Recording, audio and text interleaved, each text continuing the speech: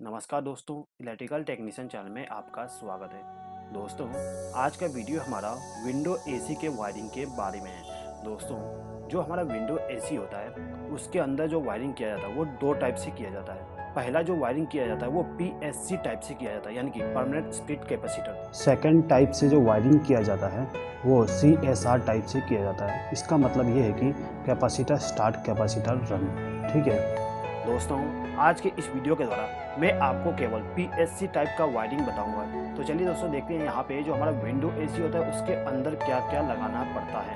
तो देखिए दोस्तों, जो हमारा विंडो एसी होता है, विंडो एसी के अंदर में सबसे मेन कंपोनेंट उसका कंप्रेसर होता है। अब जो आपका कंप्रेसर होगा, कंप्रेसर में आपको 3 टर्मिनल मिल जाएंगे और तीनों टर्मिनल पे नाम लिखा हुआ होता है, जैसा कि यहाँ पे आपको लिख के दिखाया गया है। जो हमारा पहला टर्मिनल है वो सी है, बीच वाला एस और तीसरा आर है। ठीक है, सी का मतलब होता है कॉमन, एस का मतलब स्टार्ट और आर का मतलब रन। ठीक है दोस्तों, तो यहाँ पे जो हमारा कंप्रेसर था उसके 3 टर्मिनल है और तीनों टर्मिनल पे हम किस प्रकार से वायरिंग करेंगे उसको मैं आपको आगे बताऊंगा। अब जो हमारा विंडो एसी है, विंडो एसी के अंदर में एक फैन भी इस्तेमाल किया जाता है।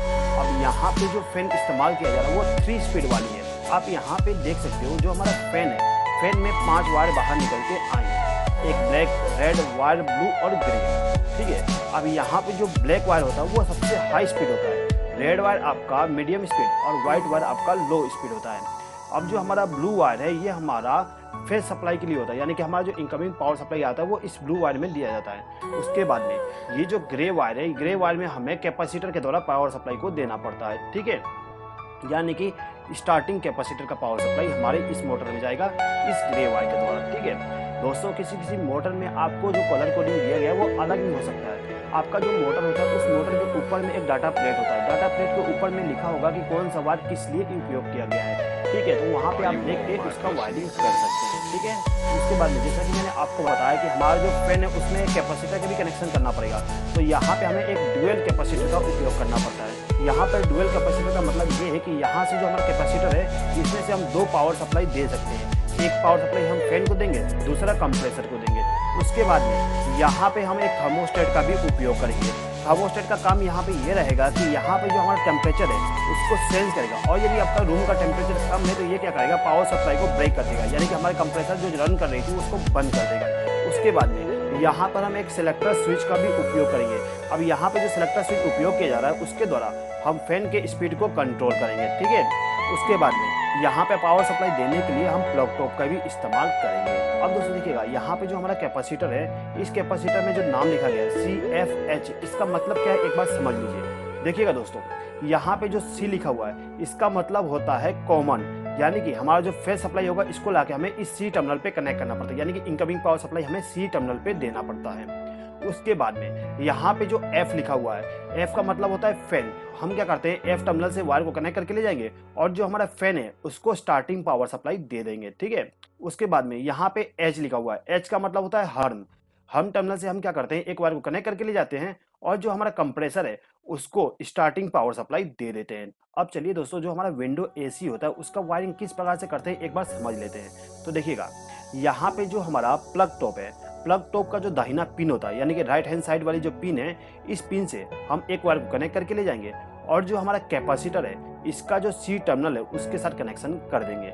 यहाँ पे जैसे मैंने आपको बताया था कि C मतलब कॉमन होता है, यानी कि हमारा जो फेज सप्लाई है उसको डायरेक्ट ला के C वाले टर्मिनल पे कनेक्ट कर देंगे। अब दोस्तों देखिए, ये जो हमारा फैन है इस फैन को इनपुट पावर सप्लाई देना पड़ेगा, यानी कि इनकमिंग पावर सप्लाई देना पड़ता है। तो इनकमिंग पावर सप्लाई देने के लिए हम क्या करते हैं, ये जो हमारा कैपेसिटर है, इस कैपेसिटर में जो C टर्मिनल है इसमें से एक वायर को कनेक्ट करके ले जाएंगे और इसको ले जाके ब्लू वाले वायर के साथ कनेक्ट कर देंगे।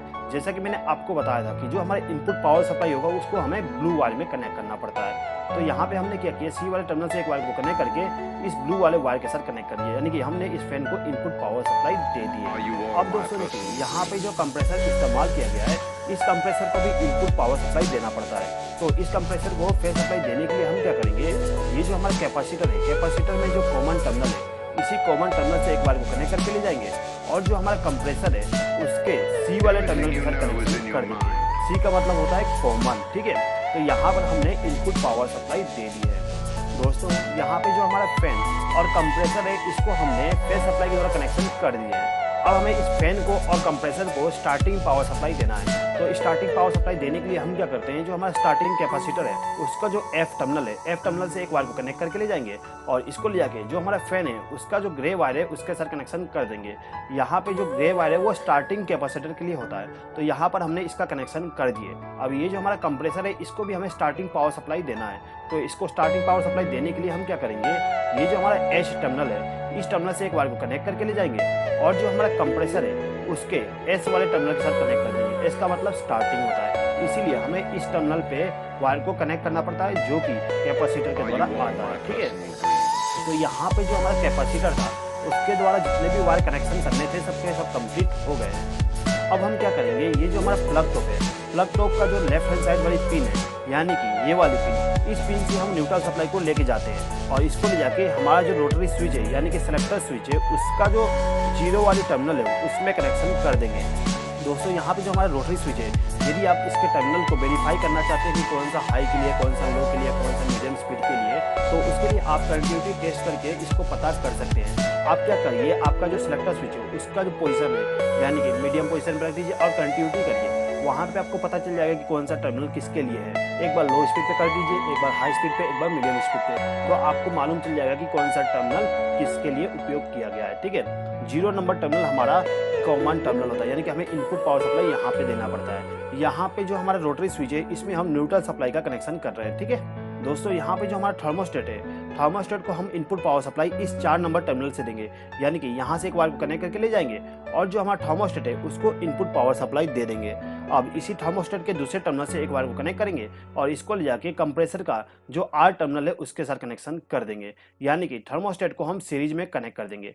अब जैसे ही हमारा जो थर्मोस्टेट है वो टेम्परेचर को सेंस करेगा यानी कि हमारा जो रूम का टेम्परेचर वो कम हो जाता है, तो ये क्या करेगा, न्यूट्रल पावर सप्लाई को ब्रेक कर देगा। अब जैसे ही हमारा थर्मोस्टेट न्यूट्रल सप्लाई को ब्रेक करता है तो हमारा जो कंप्रेसर है वो बंद हो जाएगी। अब यहाँ पे हमारे पास 3 टर्मिनल और हैं, 1, 2 और 3 टर्मिनल। ठीक है, इनका कनेक्शन हम फैन के द्वारा करेंगे यानी कि हमारा जो 1 नंबर टर्मिनल है उसके द्वारा हम एक वायर को कनेक्ट करके ले जाएंगे और इसको ले जाके ब्लैक वायर के साथ कनेक्शन कर देंगे। दोस्तों ये जो हमारा 1 नंबर का टर्मिनल है वो हाई स्पीड के लिए होता है। उसके बाद में ये जो हमारा 3 नंबर का टर्मिनल है इस टर्मिनल से एक वायर को कनेक्ट करके ले जाएंगे और जो हमारा रेड वायर है उसके साथ कनेक्शन कर देंगे।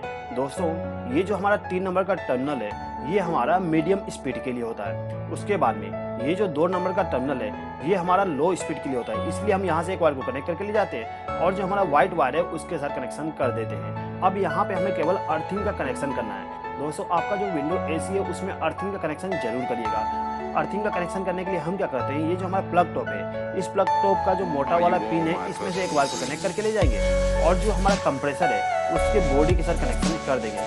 उसके बाद में ये जो हमारा फैन है इसको भी हमें अर्थ से द्वारा कनेक्शन करना होता है, तो हम क्या करेंगे, यहीं से एक वायर को लूप करके इस फैन को भी अर्थ कर देंगे। ये जो अर्थ वायर होगा उसको हमें फैन के बॉडी के साथ कनेक्शन करना होता है। दोस्तों यहाँ पे जो हमारा विंडो एसी का कनेक्शन था वो कंप्लीट हो गया है। दोस्तों यदि आपको इस वीडियो से रिलेटेड किसी भी प्रकार का डाउट है तो आप कमेंट बॉक्स में कमेंट करके मुझसे पूछ सकते हैं। और दोस्तों आई होप कि आपको ये वीडियो पसंद आया होगा। यदि आपको ये वीडियो पसंद आया तो प्लीज़ इस वीडियो पर लाइक, शेयर और कमेंट कर दीजिएगा और यदि आपने अभी तक हमारे चैनल को सब्सक्राइब नहीं किया तो सब्सक्राइब भी कर लीजिएगा। इस वीडियो को देखने के लिए धन्यवाद।